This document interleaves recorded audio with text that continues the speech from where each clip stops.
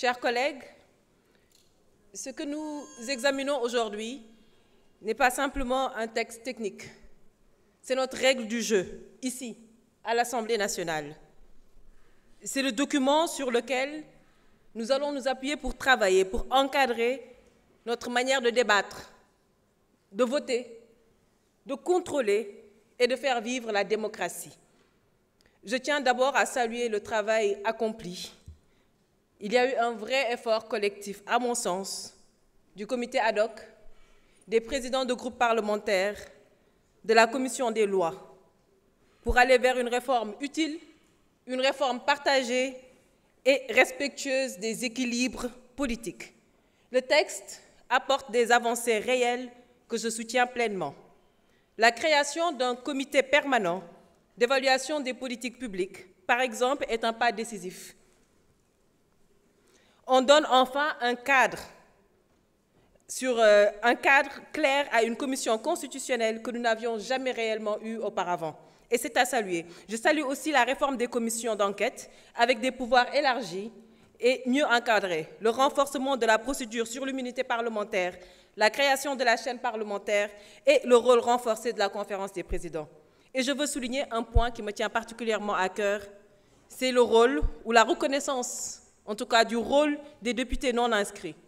Ce texte consacre enfin leur place dans les instances de décision, notamment à la conférence des présidents, et leur donne des moyens concrets de participer pleinement à la vie parlementaire. Je pense que c'est une avancée démocratique majeure parce qu'elle respecte le pluralisme et la voix de tous les électeurs, même ceux qui ne se reconnaissent pas dans les grands blocs partisans. Cela dit, nous devons rester quand même très vigilants parce qu'il y a encore quelques zones d'ombre. Je pense à la question des démissions de députés.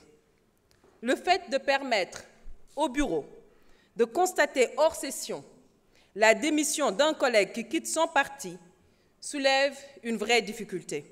Le député est élu par le peuple et ce lien ne peut être rompu sur décision administrative ou partisane. Nous devons alors éviter toute lecture qui pourrait faire glisser notre régime vers un mandat impératif, ce que notre Constitution rejette formellement. D'autres sujets ont aussi été discutés en commission, la parité, la durée des mandats au sein du bureau, le statut des assistants parlementaires.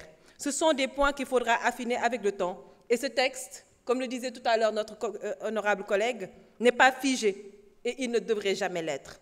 Pour ma part, je voterai cette proposition de loi organique par cohérence, par engagement et par responsabilité. Mais je continuerai à défendre les ajustements nécessaires parce qu'un bon règlement intérieur, Monsieur le Président, ce n'est pas seulement un texte bien écrit.